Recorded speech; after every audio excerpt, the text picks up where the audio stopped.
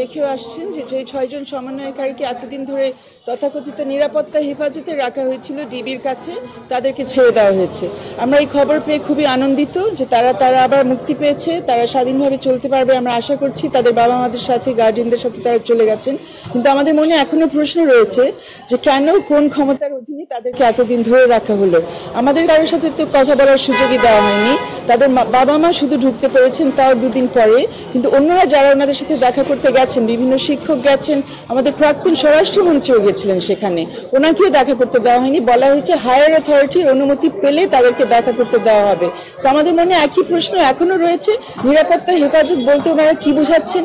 কারা নিরাপত্তা হেফাজতে অন্যদেরকে রাখার ক্ষমতা রাখেন এবং এই ক্ষমতা কারা প্রয়োগ করেছেন, কারা এই নির্দেশ দিয়েছেন এবং যারা এইভাবে এতদিনের জন্য কোন আইনে কোন ক্ষমতা বলে, এটা আমাদের জানা দরকার। 6 দিন ধরে 6 জনকে, 5 জন ছাত্র, 1 জন ছাত্রী, সবাই সমন্বয়কারী এই বৈষম্য বিরোধী ছাত্র আন্দোলনে, তাদেরকে কোন ক্ষমতায় কোন আইনের বলে ধরে রাখা হয়েছে এটা আমাদের পুরো জাতির জানা দরকার। এবং এটার জন্য দায়িত্ব নেবে কে এবং তাদেরকে কারা জবাবদিহিতার মধ্যে আনবে এটাও আমাদের জানা দরকার। আমরা আদালতে গিয়েছিলাম এগুলো জানবার জন্য। এখন যেহেতু আমরা দেখব আদালত শেষ পর্যন্ত কি বলেন, কিন্তু আমরা মনে করছি যে এই 6 জনের ক্ষেত্রে তাদের অবশ্যই এই 6 দিন তাদের জীবনের যেভাবে কেড়ে নেওয়া হয়েছে, এটার জন্য তাদের কাছে কারা এটা করেছে তাদেরকে আমাদের আইনের আওতায় নিয়ে আসা উচিত এবং তাদের জবাবদিহিতা করা উচিত। এই 6 জন ওনারা তো মুক্তি পেয়েছে, মুক্তির জন্য আমরা গিয়েছিলাম। কিন্তু এই যে এটা বললাম যে 6 দিনের জন্য তাদেরকে যে আটক রাখা হয়েছে, এটা তো আমাদের মতে এটা আনলফুল। এভাবে আটক রাখার কোনো ক্ষমতা কারণ নেই। আদালতের কাছে এই 2 দিন ধরে আমরা যে শুনানি চালিয়েছি, সেখানে সরকারের পক্ষ থেকে আমরা এখন পর্যন্ত কোনো যুক্তি বা কোনো আইনের কোনো উদাহরণই পাইনি যে কোন আইনের ভিত্তিতে তারা ওনাদেরকে এতদিন ধরে রেখেছে। এই প্রশ্নগুলো তো এখন পর্যন্ত পরিষ্কার হতে হবে। ওরা মুক্তি পেয়েছে, এটার জন্য আমরা সবাই ধন্য, আমরা সবাই খুবই খুশি, আনন্দিত। But in the meantime কি হয়েছে এটা আমাদের জানা দরকার।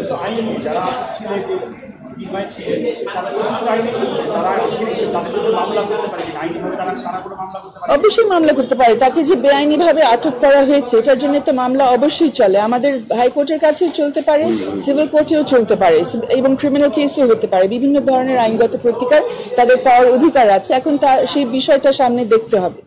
লাইভের ব্যাপারে লাইভ বুলেট নেই, কোনটা লাইভ বুলেটের ব্যাপারটা তো এখনো আছে। এই ওদের মুক্তির ব্যাপারটা যেটা ছিল সেটা ছিল আমাদের ইন্টারিম প্লেয়ার, কিন্তু তাদেরকে কোন অধিকারে, কোন ক্ষমতা বলে, কোন আইনের বলে তাদেরকে আটকে রাখা ছিল সেটার ব্যাপারে কারণ দর্শানোর ব্যাপারটি রয়েছে। সেটি তো অবশ্যই তাদের কাছ থেকে জানতে হবে যে কেন আটকে রাখা হয়েছিল এবং তাজা গুলি চালাতে পারবে কিনা, কোন পরিস্থিতি পারবে সেটার ব্যাপারেও ক্লারিফিকেশন প্রয়োজন আছে। সো অবশ্যই এই মামলা যখন হবে তখন চলবে। আপনারা এই 6 জনের পরিবারের সাথে দেখা করতে যাওয়ার ইচ্ছা আছে কিনা? অবশ্যই আছে। আমরা না গেলেও তারাই হয়তো আমাদের সাথে যোগাযোগ করবেন, দেখা যাক। তাদের এই মুক্তির বিষয়টাকে আপনারা কিভাবে দেখছেন? এতদিনে শুভবুদ্ধির উদয় হয়েছে, এতদিনে দেরিতে হলেও সরকারের বা সরকারের রাষ্ট্রীয় বলা উচিত না, শুভবুদ্ধির উদয় হয়েছে। এর বাইরে আর কি বলবো তাদের ব্যাপারে? আমাদের মধ্যে কথা, আমরা যারা রিট পিটিশনকারীর সাথে ছিলাম, আমাদের কথা হচ্ছে তারা স্বাভাবিকভাবে চলাফেরা করবে।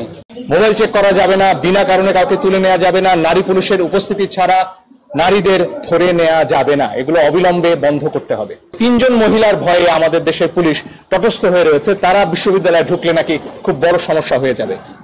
অনশনের খবরটা আমি 2টো সূত্র থেকে পেয়েছি এবং তারা 32 ঘন্টা ধরে অনশন করেছিলেন বলে খবর পেয়েছি। তারা বেরিয়ে আসলে আরো পরিষ্কারভাবে জানা যাবে।